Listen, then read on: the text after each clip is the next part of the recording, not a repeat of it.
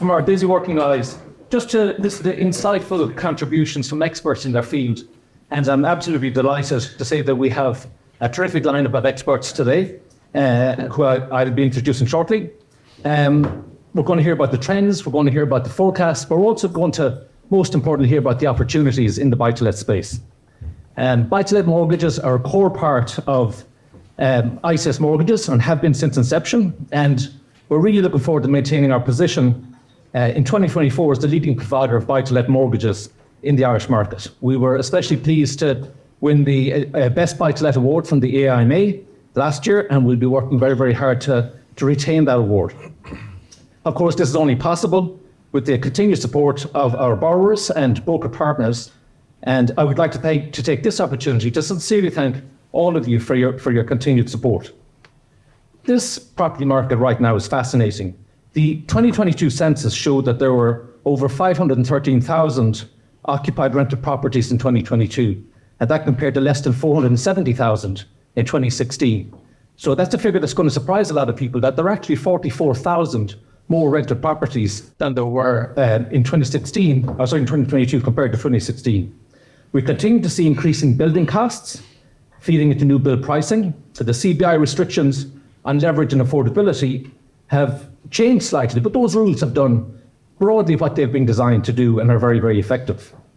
You read about an exodus of smaller landlords out of the market, but at the same time, we're seeing some of our professional landlord clients adding to portfolios and enjoying yields and assets that are extremely difficult to find in other asset classes.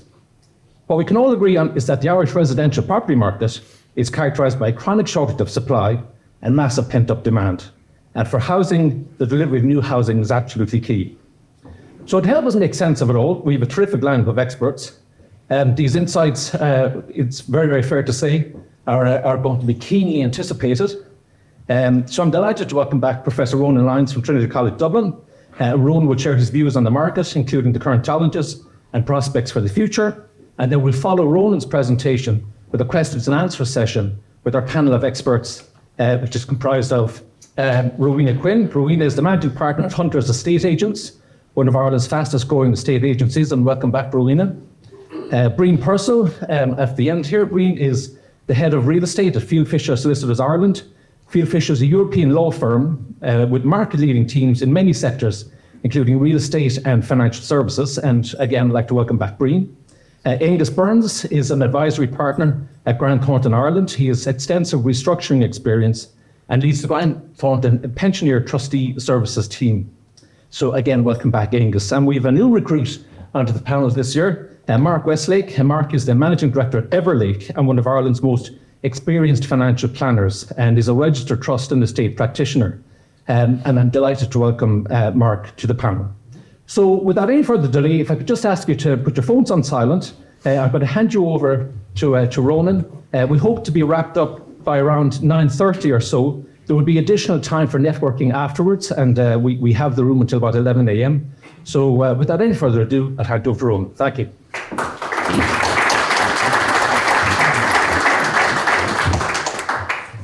Thank you, Ray. Sorry, I'm a little bit smaller, so I'll just have to.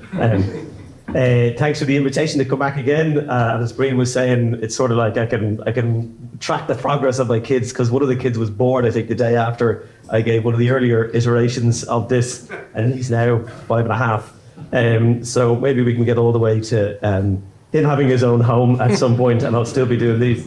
Fingers crossed. So. What I wanted to start with is, because I know I see some familiar faces, I know a number of you have been at a similar talk before, so I wanted to give you some of the same figures that you would be used to seeing, just the updated version, so you can kind of put it in context, and then take a step back and look at the bigger picture and what that means. I'm not going to, I will obviously refer in passing to, say, the opportunity for those involved in the buy-to-let space, but I'm going to talk just a little more generally about the state of the housing system and rental within that. So this is one that I put up every talk here, and it's the gross yield on different property types and sizes and locations.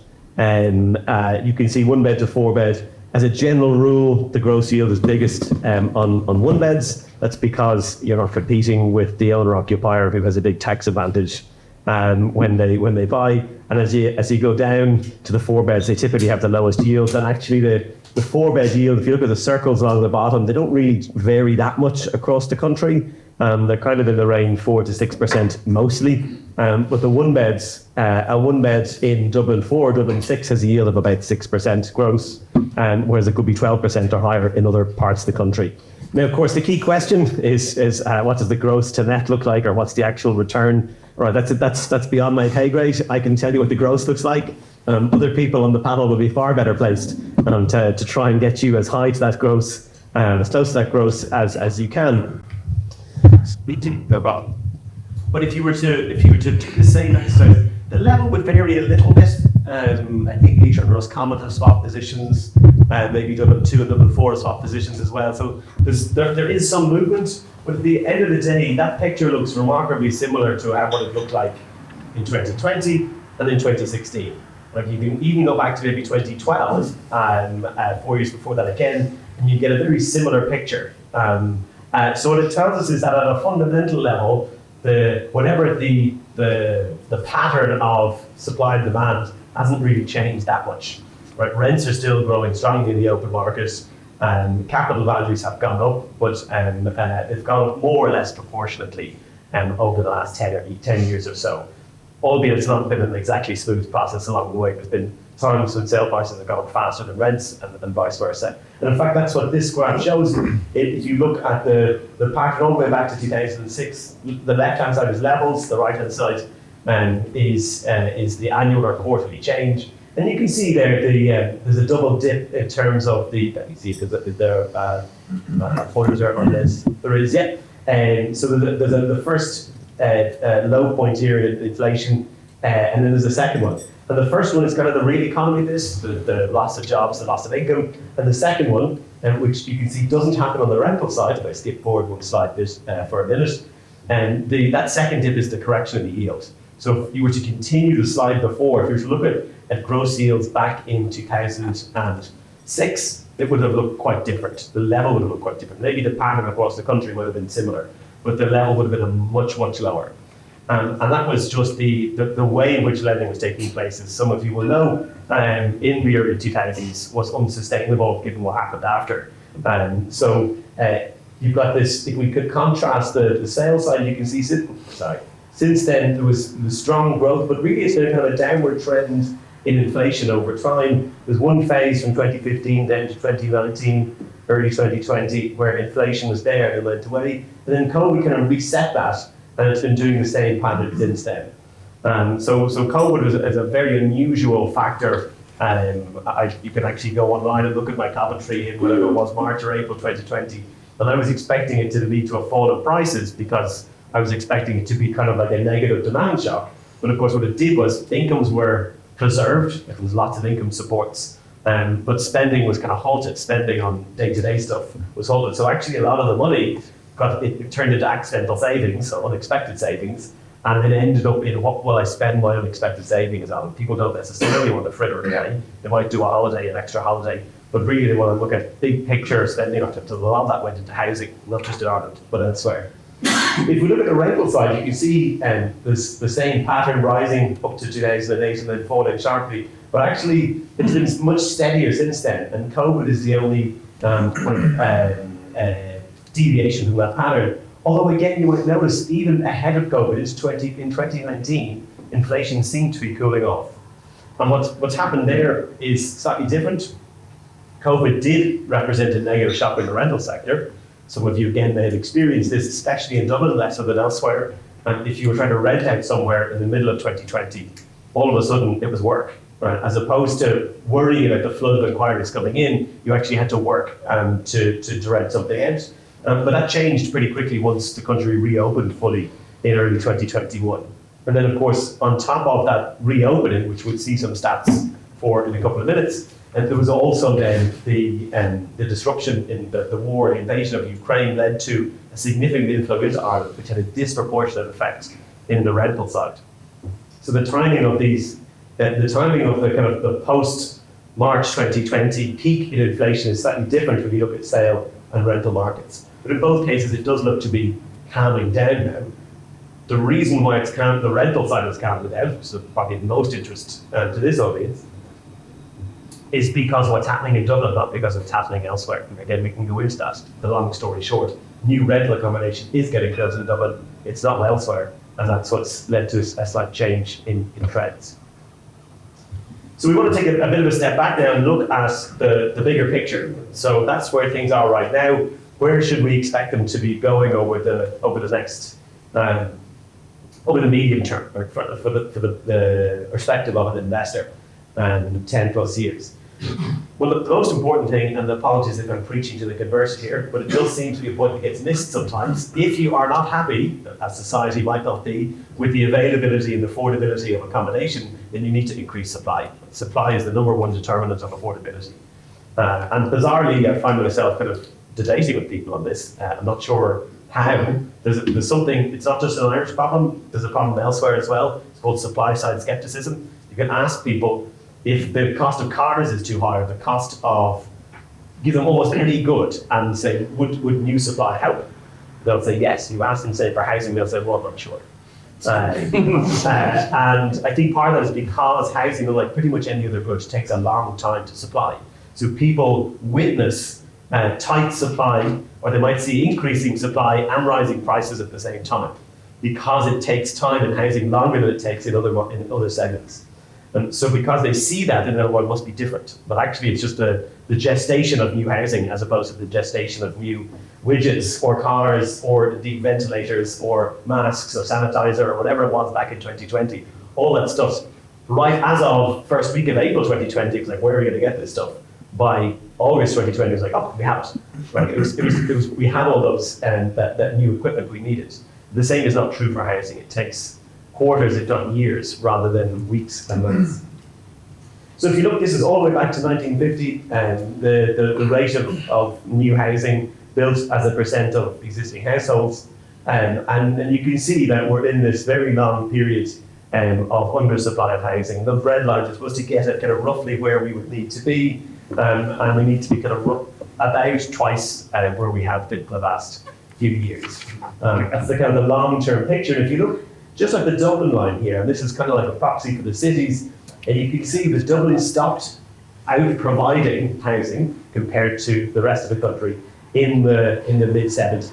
And since then, it's been providing less housing, albeit the slight exception there in the last couple of years.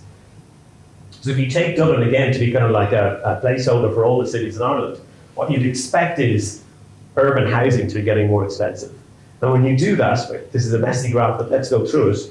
Right, if you start here, 1970, like Dublin is out providing accommodation compared to the rest of the country. That makes sense. The country is urbanizing. We're going from rural to urban. You would want the cities to be building more housing. And as long as the cities were building more housing, there was no premium, like 2% premium, for a home in Dublin compared to a home elsewhere in the country. Right, and as you go through, right, even as late as the mid-1980s, Dublin housing was not more expensive than housing elsewhere. But as this starts to weigh, as the cities are under providing housing, like the cities are building 3.5%, adding 3.5% to the stock each year when the country was urbanising, and then it sort of made the decision not to urbanise anymore. Regional policy came in.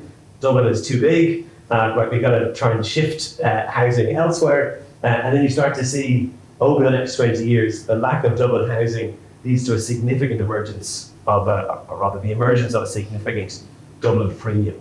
Right, and that got worse and worse up until 2015. By 2015, Dublin housing was twice as expensive as it was elsewhere in the country. It has come back a little bit in the years afterwards. And this is the kind of shorter term view, right? The very bottom line here, the kind of dark green, is one-off housing, right? And that's kind of long to itself. Rural one-off housing just keeps chugging along. It doesn't matter if there's a global financial crisis, an invasion of Ukraine, a global pandemic, it'll give you 4,000 or 5,000 homes every year. That's just what it does, right? Which is fine, but it means it's not very responsive to need, right? It's going to be there regardless. So you kind of almost want to subtract that out and look at the professional construction sector. And the professional construction sector has gone from building maybe 5,000 or 6,000 homes in 2015 to about 28,000 homes in 2023. So it's sort of a five-fold, six-fold increase in the professional construction sector. That's really good. It just so happens it's not enough. But we'll get back into the kind of estimated requirements in a couple of slides. And how many homes does the country require? Right, not necessarily consistent with market demand, because you've got non-market needs as well. But if you were to just look at it as a social planner, how many homes do we need? We probably need something like 56 to 74,000 homes a year. Now, that's on the supply side. Let's look at the demand side. Where is that coming from?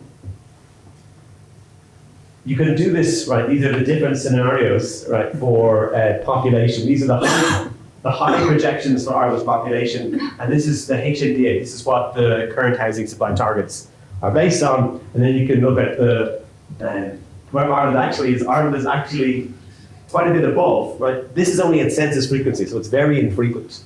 But another way to look at this is to look at the kind of year-by-year stuff. The population projections are based on 10, 20, or 30,000 people moving to the country each year. The average over the last 6 or 7 years has been 35,000. So we're way above the top end of the range of projections. And what that looks like in practice is that housing targets are based on these. This line here, that should be a dash down at the end. And it's about nearly 250,000 people moving net into the country in the decade to 2029. What's actually happened is we've passed the 250,000 already. That should be a solid line here by 2023.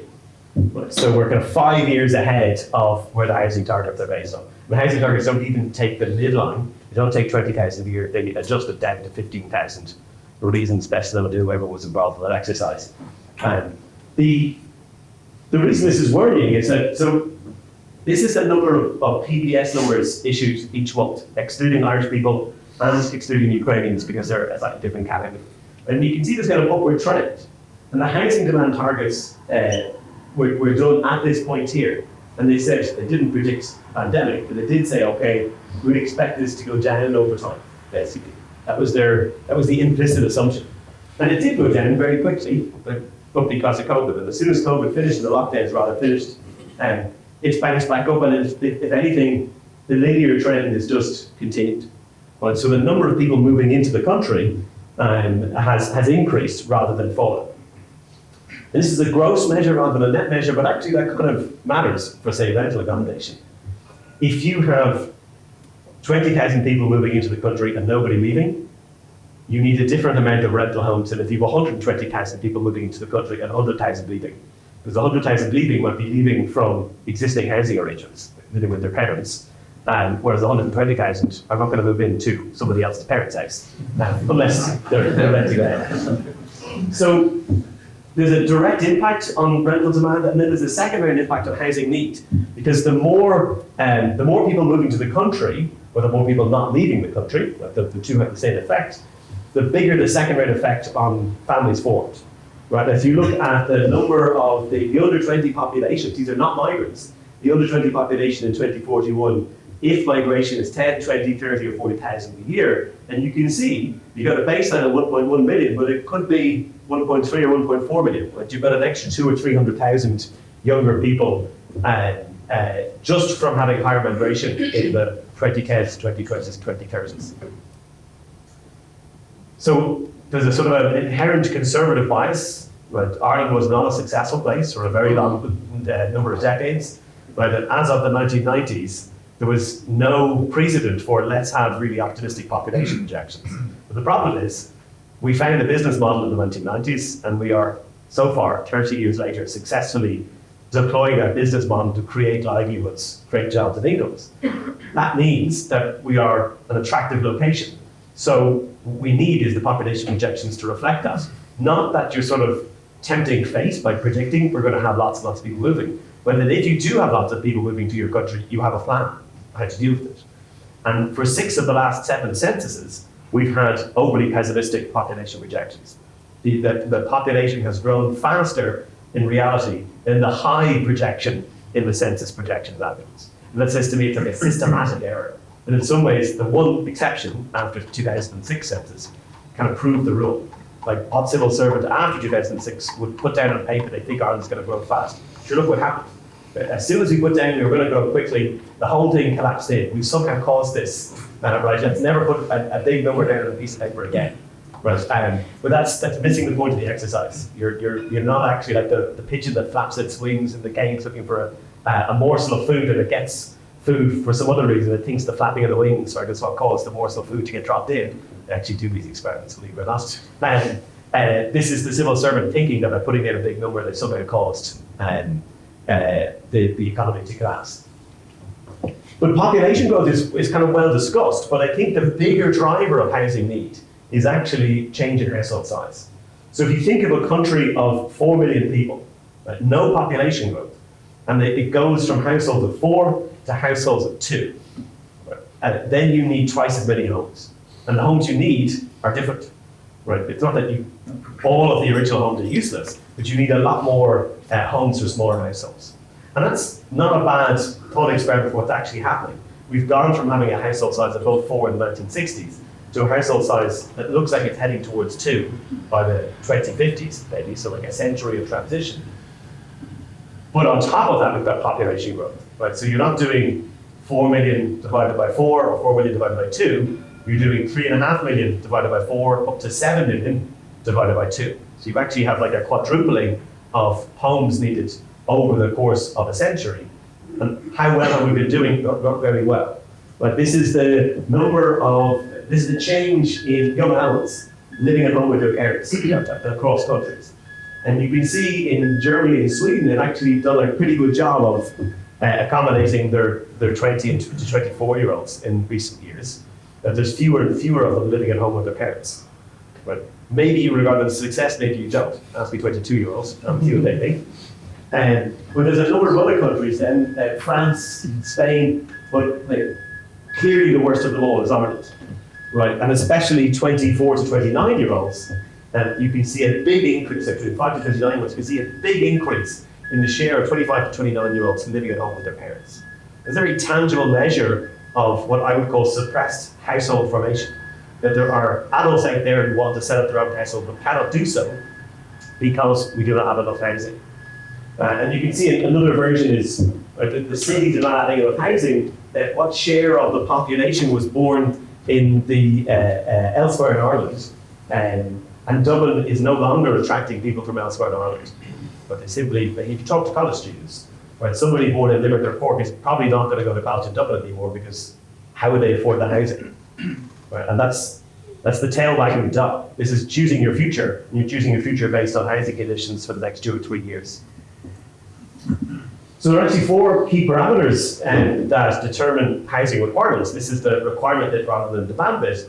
And you've got the household size or headship, how many people head of their own household. You've got natural increase in the population, net migration, and obsolescence of existing stock. Right? So your existing housing is going to fall out of use eventually. Right? And this is there at the moment, but it will go. Like the more migration we have, the later it will go, but it will disappear as a driver of housing need. But over the next 15, 20 years, that will be there. And over the next 30 to 40 years, depending on how quickly we address it, this will be a huge driver of housing need. And net migration, a little more uncertain, but at the moment, for the last 30 years, it's been a strong driver of housing need. And this is under the hood, working away, chugging away every year.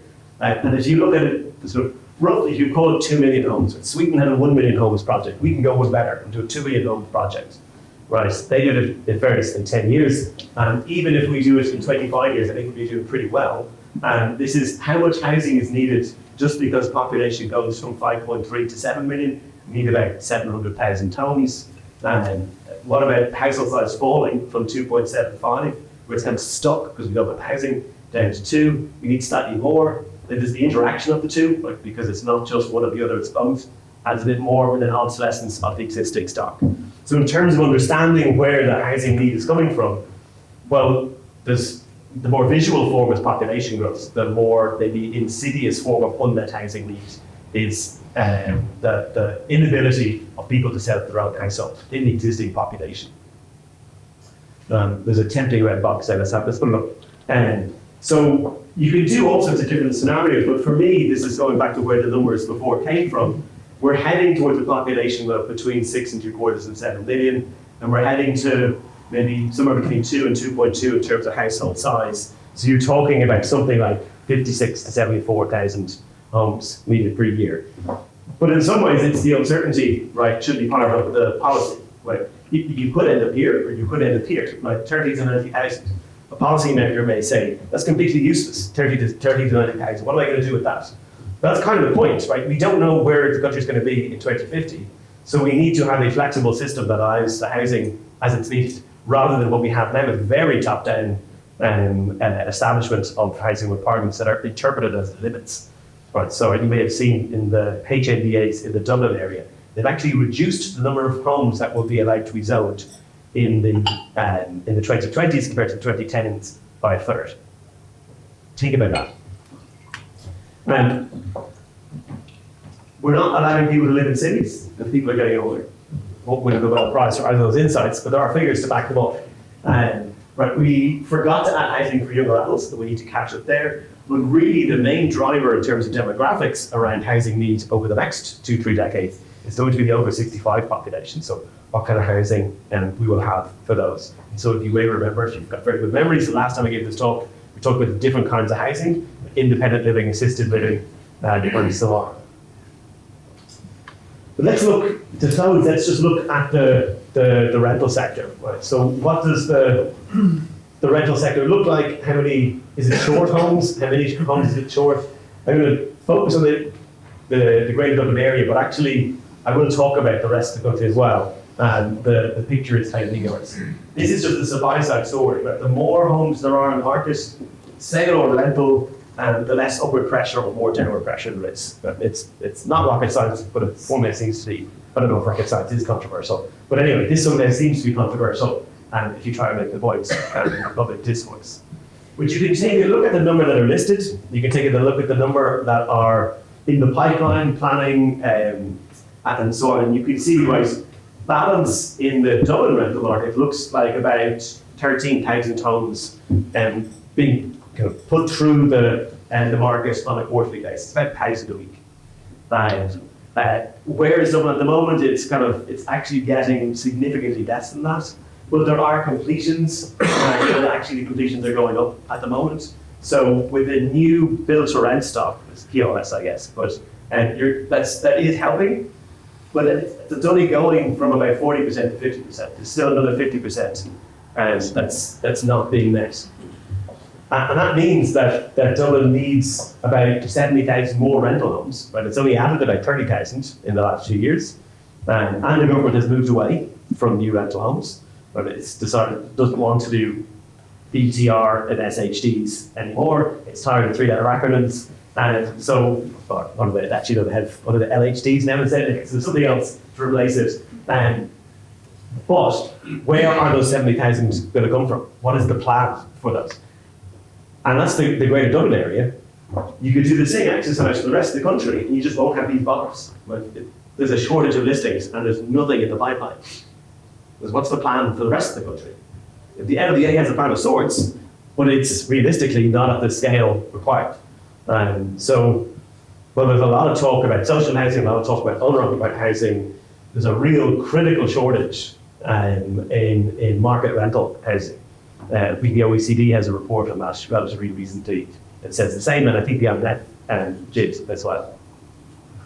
The challenge, of course, is viability. Right? So if you were to just round numbers, build an apartment for 400,000, rent it out with an annual return net of 4%, and they need a 1,600 a month rent, and that's only sustainable for the top sixth of the income distribution, right? And then you've got social housing, then at the bottom end of the income distribution, you've actually got the biggest bit of the income distribution, between 25 and 100,000, and that's not having its rental needs met. And the government has been very proactive on the owner-occupied side, introducing cost rental to try and get the side up, and introducing shared equity to get this side down, but it has not been as proactive on the rental side. Clearly, there's an implication if you're in the rental space that this shortage is not going to go disappear anytime soon. And obviously, from a social point of view, that's not optimal. Okay, so I'm conscious I've gone a little bit over time, so I'll stop there. But they're the key messages, and as I say, if you like what you hear, then there is an online course on Harvard. I'm happy to talk to you about as well.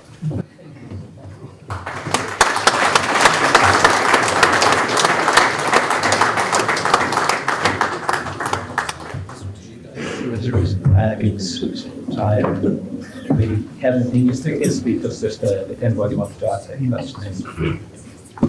So thank you very much. Fascinating as always.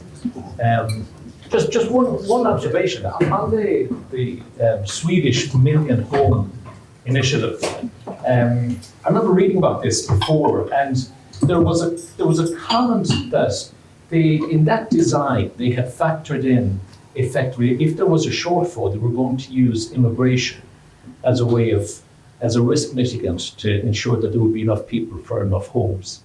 What are your thoughts on if Ireland were to adopt a 2 million home strategy with a risk mitigant that you can offset any shortfall with the type of immigration that would solve lots of other problems? Do you get the sense that there's some appetite, some political appetite for that or not? It's probably the wrong year to be suggesting that. It's probably not the political appetite. I think maybe 2 years ago, I think you could have suggested that relatively uncontroversially, and I think now it would be more controversial. I think there's two ways of being flexible. There's being flexible on the demand side, right? So if we build all these homes and there isn't the demand, then maybe we'll just bring some demand in from elsewhere. Right? The other way, of course, is related to the point I was making towards the end, flexibility on the supply side. So have a 2 million homes project, but of course it could be more or it could be less, so that you develop capacity in the sector, but you also don't force it to come on stream if it doesn't need to be there. There's the ability to deliver whatever. I should be able to do 2 million over 25. I'm not going to try. I claim it's too early. But call it 80,000 homes a year. That if you needed 90, you could do 90. If you needed 70, you could do 70. And that's the other way of balancing the equation. And the other thing I will say on the Swedish Million Homes project is that standardization was key for them. Right, you can still see them in the Swedish housing market now. Sorry, you can spot them a mile away. That's a Million Homes project home, right? I can't remember the dimensions, but 73 square meter concrete block, 2-bedroom apartment. That wasn't all of them, but that was maybe 50 to 60% of them, because they were regarded as versatile homes that could be used throughout the life cycle. And I think we have an opposite problem here in that we're sort of in the process tweaking every single home so that it's different, whereas we need a bit of standardization. So you're on. Did the Swedish government underwrite that project, in other words, do they borrow to build, or how do they achieve the million homes? Yeah, so the Swedish government was heavily involved. Off the top of my head, I don't know how much was borrowed versus for taxpayers. I suspect a good chunk was borrowed, but the Swedish government was definitely heavily involved. I don't think there was a publicly owned construction company. I think they were the developer rather than the contractor, but they were definitely heavily involved. So I guess one way of looking at that is almost build it and they will come. So to quote a famous actor. Okay, speaking of new builds, Rowena, so we just have some questions submitted before the event. Number one question on the list, just your thoughts on the pricing gap between new builds and second-hand homes. Is that new build premium justified, do you think? I suppose that it is, because there is help to buy a scheme that the government will give to first-time buyers. So first of all, they're getting help, they're getting financial help from the government. Secondly, they're buying an A-rated product. We all know with energy costs how important it is to have an A-rated house now. Thirdly, the 10 years maintenance that they probably have with a new home. So we running it earlier to the cost of build, getting a builder to do the upgrade works, they're all challenges. So for young first-time buyers, they don't have that additional funding in their back pocket. So the A-rated brand new house is proving very attractive to them. And then I suppose the other factor is they can avail of a green mortgage, which you will give out to them. And that's a good saving and a good chunk every year of batteries. Yeah. So it's something that we see a lot in the applications that come through our credit committee is it really had much more second-hand homes on the buy-to-let side, and obviously first-time buyers availing of those tax breaks. It's a big factor for the purchase of those new built homes, even allowing for the energy efficiency of other areas. And just one other question: the pricing gap between Dublin and outside of Dublin. Obviously, we get new figures every day, and the latest figures have suggested that gap is closed. But in the second half of last year, we had seen Dublin prices come off by about less than 0.5%, whereas outside of Dublin, we're seeing house prices increase by between maybe sort of 5 to 6%. Do you see that gap narrowing or potentially widening? I think predictions this year, if you SDSI and IPAD have put out there that we expect prices in Dublin to rise by about 5%. And the biggest challenge, if you speak to any agent at the moment, they will tell you is stock. So we've a challenge with the new home stock, we've a challenge with second-hand stock. It's just not out there. And that's fueled by the fact that people are fearful of putting their property to the market because there's nothing out there for them to buy. So they want to trade up. And again, Ronan alluded to all these people that have saved over the last number of years. Their family has grown from maybe no children to 2 or 3 children. Most of them now have a dog as well. So they need that bigger space. They have the funding, they have the ability to borrow, but the stock is not there for them to trade up to. Yeah. Okay. Thank you very much for that. Another question we get asked a lot is just to try and describe the whole conveyancing process and the difficulties in the conveyancing process. There's a big making its way through the Oireachtas at the moment. The seller's legal pack, so property buyer's bill. It's moving slowly, I believe, through the process. But just keen to get your thoughts on how that legislation might change the conveyancing process if it's passed, but also maybe some lessons from it that people could be adapting anyhow. For sure. Well, this, just for those who don't know, this is a bill which is proposed by Deputy Mark McSharry, who I believe is in your industry as well. And this was a view to fast-tracking the information that sellers need when they go to sell their property, which would, in terms, smooth the process a little bit more. And it is a great idea, an absolutely fabulous idea. However, and lawyers will always say that, because they say and get accused of, and sometimes are responsible for, slowing the conveyancing process down. And I appreciate, and it's not lost to me that that's why I'm sitting closest to the window here today, and why you put me here.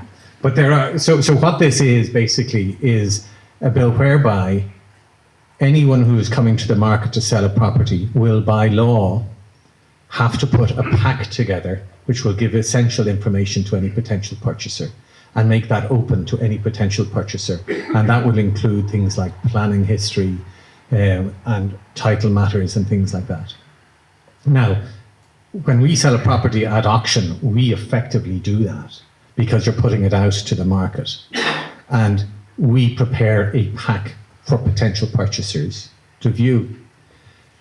I think the issues with this is, and by the way, this was introduced in England and Wales and lasted 3 years, this similar plan, 2007, and they pulled it in 2010 because what it was supposed to do was save time and save legal fees and all of that. And in effect, what it actually did was added an extra layer to the process because the due diligence process still took place anyway, and it added extra cost to a vendor or a seller.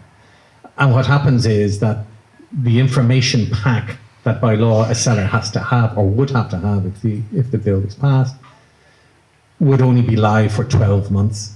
So any letters you have from the local authorities saying the roads and services are in charge and all of those type of standard letters would have to be renewed, and they're costing from a 90 to 125 euro each. And there are delays in getting these. You'll also attract an awful lot of tire kickers. You get the next door neighbours who will be wanting to have a look at this pack to see if the planning was similar to theirs or whatnot. And you'll get that with an auction, but you expect that with an auction, that you'll get an awful lot of people who are tire kickers. And you, as a lawyer, price that into acting for somebody who's selling at auction. Whereas this would be, let's say, a private treaty sale, and the seller would be obliged to put this pack together. You get all the neighbours, or you get the people who are doing the trawls of these things, who look at the property times Thursday and decide, yeah, we'll have a look at this, out of devilment or nothing else to do. And the vendors or the seller's lawyers are answering all these queries arising from this. And they have to be paid for their work, so they bill the seller. So that's why it has added extra cost in England and Wales, and they pulled it. So I believe genuinely that there is a workaround this. The Law Society introduced in 2019 a process whereby seller solicitors answer the title questions, and they front load those before a contract is signed. So believe it or not, most sales do not fall or not go ahead after contract because of title issues. They're all resolved invariably before contracts are signed. So the main thing you do if you're selling your property before you go to sell it is get your title deeds up. I have clients who I bought houses for 20 years ago who still come to me looking for their title deeds where they borrowed. So they don't know where their title deeds are, let alone what state they're in. So the thing to do is, you're thinking of selling a house, I would say, and I would, that you contact your lawyer and say, where are my title deeds? Can we have a look at my title deeds? I'm thinking of putting the property on the market. Will you just make sure everything is in order? And that itself will encourage a question, which is from your lawyer, did you do any development work? Were they in compliance with building regulations and planning? So most people know if there's an issue themselves. And the trick is getting ahead of that and getting that resolved before you go to market. Yeah, no, absolutely. Thank you. That we know lots of good advice in that, and certainly in terms of accelerating the process, which is going to bugbear for so many people for so long. I definitely think there's lots of merit in that. Thank you. And Angus, we see a lot of our lending is through pension structures. The cap on pensions hasn't changed since 2014. And for people who are getting maybe closer to the cap, are there other structures that we think are important that you guys are working on, that you would advocate and that you would like to highlight? Yeah, I suppose first of all the cap is up for review this year, so there is a good chance it will increase. Some politicians want to decrease it, but I think since it hasn't increased in 10 years now, and inflation is up significantly, it's a very strong argument for the cap increasing. So what will that go to? I saw an article yesterday looking for north of 3 million for the cap. I don't think it's going to go that far. Could it go to 2.5? Possibly. As I say, some politicians want to run it down to 1.6, but the view, and you've seen issues with civil servants and their pensions now causing kind of side effects of this pension cap where you can't actually fill positions. So I would have thought it's going to move up a bit, but you will hit a cap at some stage. Why is that important? It's important because at the point that you retire the pension, which is any time from 50 onwards, anything over that cap, that 2 million, you're hit with an excess tax charge of 40% on the pension. Now, look, there are ways to defer that. You can split your pension, particularly with the new PRSAs. You can move it on. You can also fund for the spouse. I suppose 2 + 2 = 4. So that's something that should be looked at straight away for most people. Obviously, easier if you have your own employment set up through your own business. Harder if you work for a big corporation with 10,000 people. Whether the financial controller will kind of permit those kind of things. Generally easier for SMEs. Separately, I suppose we've seen the use of SPVs. I know Dillis is a fan of lending to SPVs. I suppose where the personal investment can be quite prohibitive from a tax perspective. You have to get funds into your own personal hands, and then you're taxed quite punitively on rental income. You've capital gains tax as well. I suppose the SPV is a kind of a halfway house. In many ways, you're able to maybe link the pre-tax monies through to an SPV without the full hit of tax through to the SPV. And then within the SPV, obviously corporation tax rates are lower.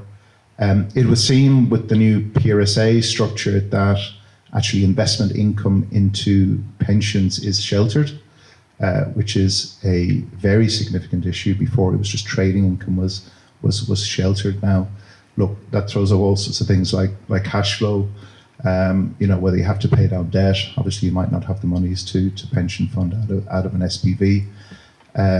I know the Dillis offers an interest-only option for SPVs, which could be very, very powerful in that kind of setup. Just thank you very much on this. In 2017, the CCPC did a survey of why people buy investment properties. And when you look across the results, about 85% of investment properties are bought to effectively help fund retirement. I guess, with that in mind, Mark, as a family to financial planner, what options are open to people in later life that are maybe looking at some sort of inheritance challenges around property portfolios? That's a good question.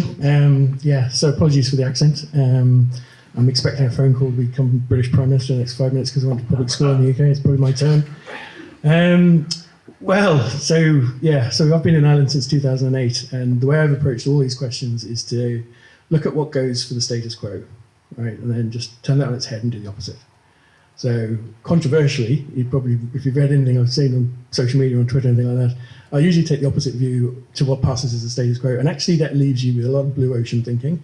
It gives you a lot of opportunities to do some creative thinking. When I give these kind of addresses in situations like this, the starting point I always make is a lot of the wealth in Ireland's been made in the last, 30, 40 years. So there's no history of estate planning in Ireland. Okay, trust law in Ireland hasn't been updated since 1890. I'm going to say 4, 5, 6, something like that. I never remember the year. The Trustee Investment Bill 2008 is still sat on somebody's desk. So, estate planning and inheritance tax planning is not something that's, it's not a go-to kind of for most people. But, as Ben Franklin said, death and taxes, right? It's not an option. Unless you're absolutely certain you're not going to die, you have to think about this. And if you haven't got an estate plan, don't worry, Revenue have got one for you. They're just going to take a third of everything you've got, roughly. So it's one of those areas where we've just sort of fallen in over the years. My specialist niche is blow-ins, because I am one. 20% of the population of Ireland are foreign nationals. Brilliant opportunities there, ignored by everybody. It's fantastic planning opportunities for foreign nationals.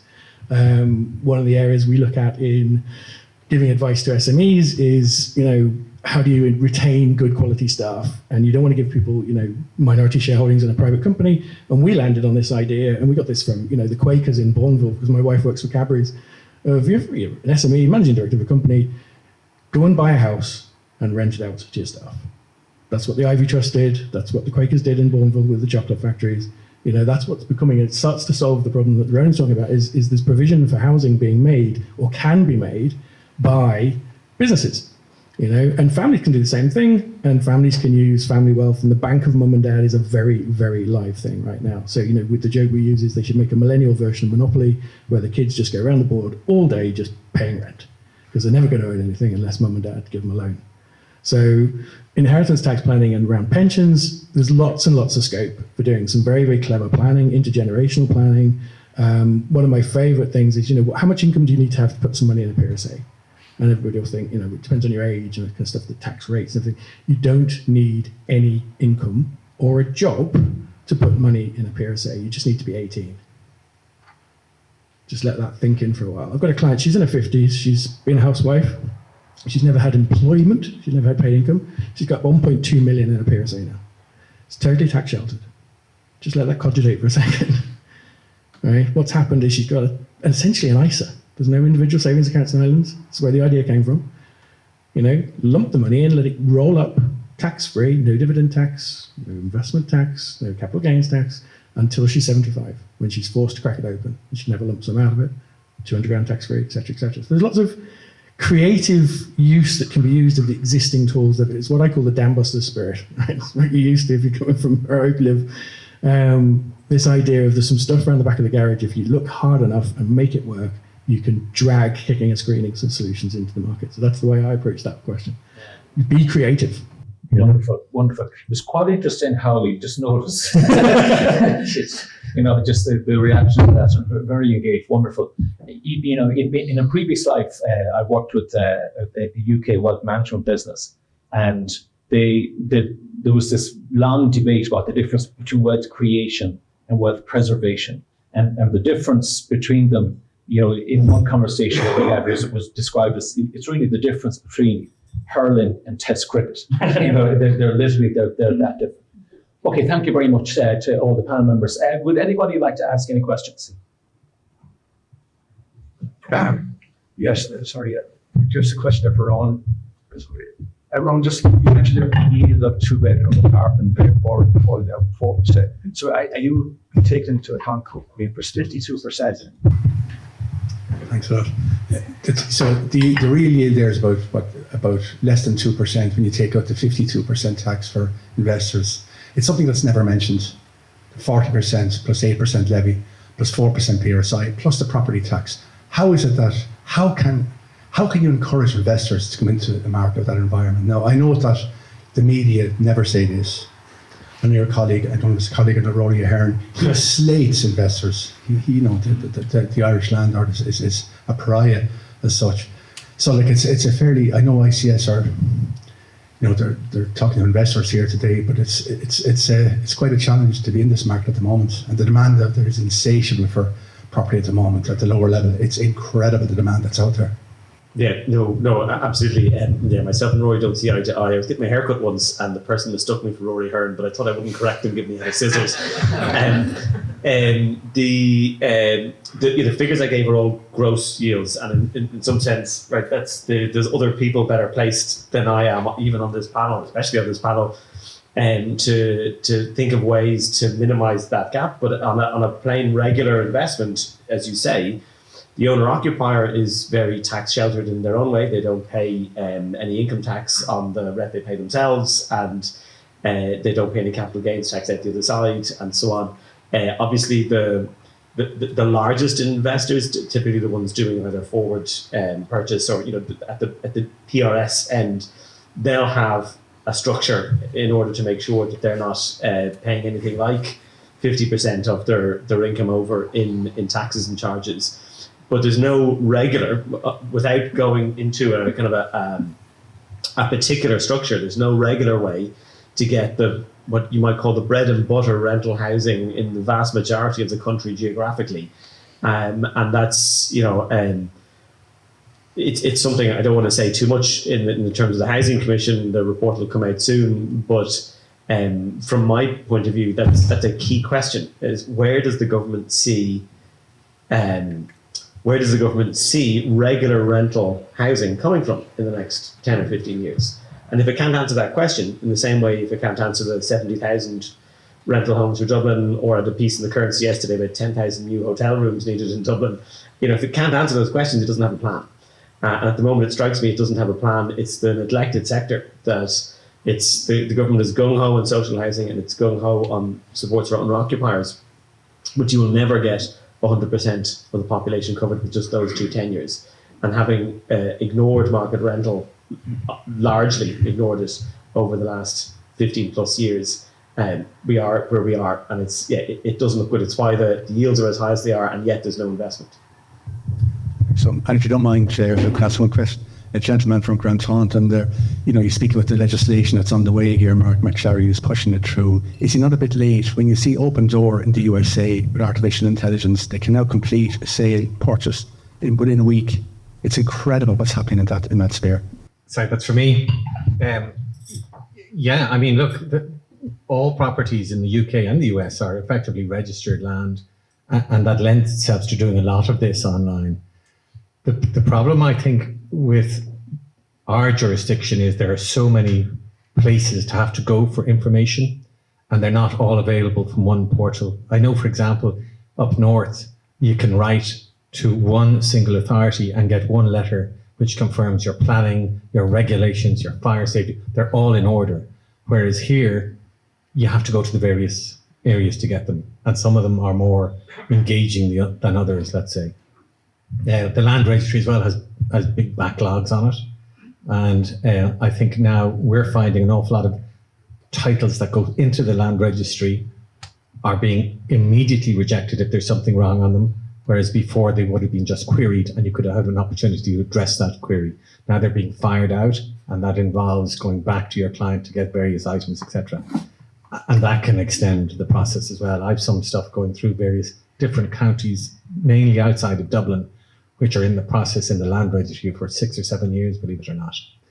And you get onto the land registry and they say, write to your TD, we're understaffed. And that's the response you get, or stop writing to us, we'll get to it when we get to it. So there is a little bit of a blame game going on, but it certainly could be improved. I'm not doubting that for 1 second. Thanks very much.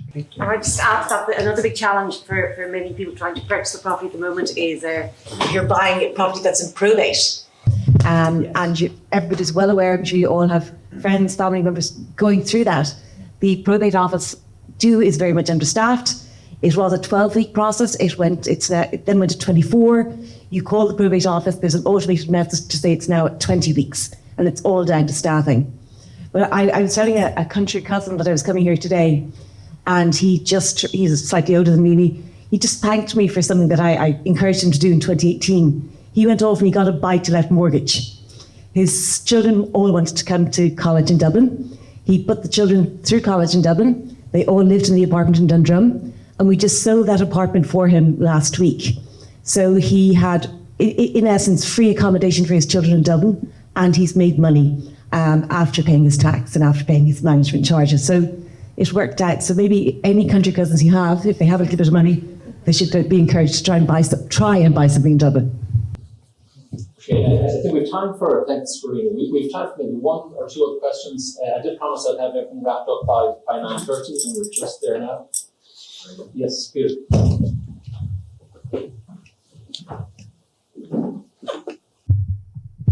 Mark, my interest was piqued by the PRSA mentioned. One question that came to mind, are you talking about post-tax income invested in the PRSA and the performance thereafter is shielded, or can someone shield or have gross income going in? So you're not taking the tax deductible income because you have it. That's my point. Where did she? So essentially, the piece of the story that's missing is her husband's an entrepreneur. Sold his business in 2005 for about 20 million. So they're not short of money. So you wouldn't do this for somebody who needs a pension, right? That's insane. So it's similar to a spouse who doesn't work for a person who's generating, shielding the income. With that, yeah, right? you're just using it as a tax shelter. So you're just avoiding paying 52% income tax on dividend income for as long as you can possibly get away with it. So, if you can set it up when you're 40, leave it there till you're 75.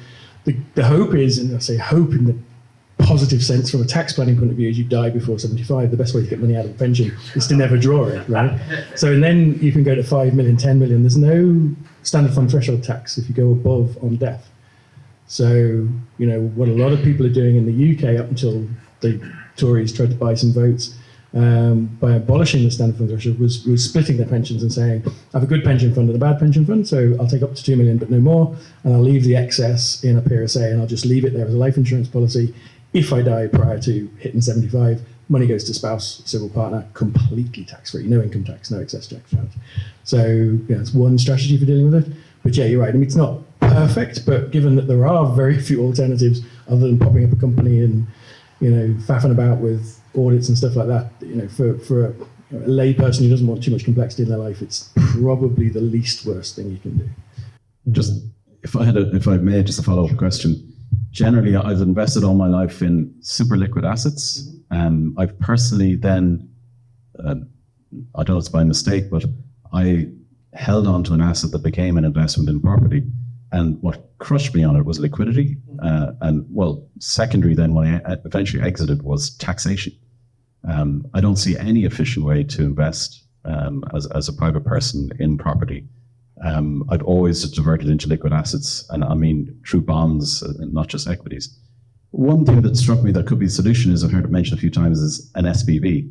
I understand entering an SPV. How do you exit? How do you take back out what you put in efficiently? Then you're just turning into, so the corporation tax shields your ongoing performance, and that allows the asset to grow.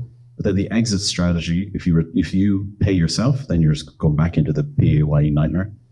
On exit, now, does that have to be shielded within a pension structure? Is that the only way to do an SPV? Because I've been heard as, don't invest. The next time you buy property, just set up an SPV, do it. Yeah. I understand that. How do I get it back out? So long question. Sorry. I always go with the simplest answer, and now I'm going to give you a complicated answer to a simple kind of answer, right? But so let's say you're buying a principal private residence, you're spending a bit of money, you're spending 2, 3, 4 million on a D4 property, right? The way that stately homes in the UK pass from generation to generation is Lord and Lady, Farquhar, don't own the property, the grandchildren own it.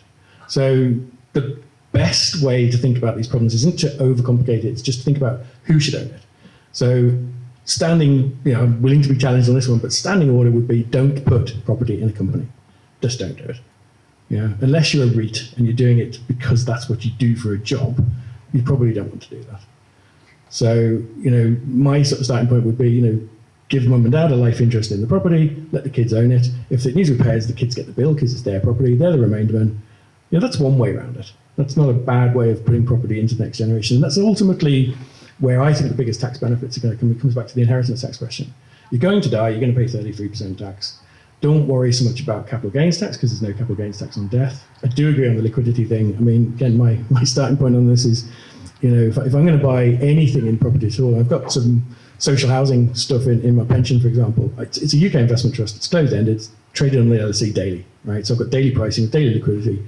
My only cost is 1% stamp duty, and I'm liquid. And I've got a 10% yield, 11% yield, trading at a discount to an asset value of 50%. So it's essentially free money, and it's social housing. So it's local authorities, government tenants with inflation-protected rents. Like, what's not to like? You've only got the currency risk to worry about. So there's lots of smart ways of just solving that problem without overcomplicating it and going and spending a fortune, A&L good buddies on legal fees. You don't need to. So that's a simple answer to a complex question. Yeah, try and find an alternative to it. That would be my answer. Thank you. Yeah, great. Just to add, a lot of the business that we see coming through our credit committees, again, are from professional property participants that are very au fait with the market, see ways of adding tremendous value, with their investments. The running yields right now are extremely attractive. Capital appreciation has been very, very strong over the last 15 plus years. The pension structure is just increasingly popular. We're seeing that as a very, very efficient tool. We really expect that, the various different structures that are out there at the moment, there's certainly room for improvement, for sure. But it is something that really needs to be encouraged, and we really need a bit of impetus from government to make it more attractive, for more landlords to come into the space. But we still have 330,000 landlords, private landlords in the sector, and it will be, we're working very, very hard to try and encourage that generation, but they do need encouragement and they do need support. Can I just make a couple of points there? Just on the higher tax rate, I suppose at the lower end, a couple of things. We talked about the next generation. That is huge. I mean, the build-up of wealth in this country the last while. You only need so much for yourselves to live off. So what you're going to do with the rest, if you have kids, it's going to go to them anyway. Consider getting assets into the kids' names early. There's a rental room relief there. If you've a couple of kids, a unit each from age 18 on, they don't have an income because they're students. They have allowances there, tax allowances they're not using, so they're not going to be paying 52, 55%. They have rent room relief as well, 14,000. Put the house in their name, rent out 2 rooms, there's 14,000 sheltered straight away. On the SPV, I suppose I take the point, what's the bother? I suppose 2 answers. One is deferral. Why do you need the cash in the back pocket yourself? Why not leave it in a structure long term, particularly if it's part of an effort to get it onto the next generation? Normally you'd introduce capital into an SPV by way of a director's loan. Director's loan repayment back is tax-free, is straight back to you. So really we're just talking about the profits, we're just talking about the gains in the SPV. As part of some move to the next generation, consider a family partnership style where you have the kids as the owners of the SPV. Okay, there's a lower corporation tax, 25% on rental income. You're also sheltered on interest from debt. There's a close company surcharge there if it's distributed to the kids as shareholders, and if they're not using up their allowances. It's quite an efficient way to get an income to the kids rather than using after-tax income and your gift allowances to them. So it's a way to get them money that way. Obviously, if they're the owners of the shares, then any uplift in the value of the company is in their ownership already. So you don't have anything to worry about in the future when you pass away. So look, I think there's an awful lot of things going on here. Yes, 55% and 33% is absolutely punitive. It's tax on tax. But there are a number of things there that lend to, particularly at the lower level, individuals owning one property. There's plenty tax breaks there. The whole move to the next generation, there are plenty structures that allow for that. Consider, do you need the cash in your back pocket later on? What are you going to do with it beyond your holidays, your Tesco shop? You're paying your own mortgage. I think it's worth saying as well, we speak mainly about investment properties here. Obviously, if you have trading properties like B&Bs, small hotels, those kind of trading operations, there's a whole suite of reliefs there. Entrepreneur relief, retirement relief would answer your question in terms of getting cash out into your own back pocket. It doesn't quite work as well for investment property, but don't forget the director's loan. It had to get in there in the first place, so it has to get back out tax-free to you as well. So look, there's a number of things. Never a straight answer. Always to do with your particular circumstances, but there are definitely themes that are working quite well for people at the moment. Yeah, thank you, Angus. I think we could have a separate seminar on inheritance and financial planning and various different structures for sure. But for now, unfortunately, we're going to have to wrap up. I want to say thank you to everyone that attended this morning. Our team of lending managers are here if you have any questions for them this morning. And of course, we're contactable. There'll be all of the details that are available on the ICS Mortgages website. CPA points should be available shortly for those in attendance at the event. The event is being recorded and will be available. So please watch and share that and follow us, please, on social media. We're on LinkedIn, X, Facebook, Instagram, and YouTube. I want to thank Roland. I want to thank our excellent panel, Rowena, Mark, Breen, and Angus. Thank you to all the ICS Mortgages team as well that helped with the event. And a special thank you to our head of marketing, David Gogan, for coordinating this event, and the rest of the team. Thank you very much. We look forward to seeing you all again soon. Have a lovely day, and thank you again.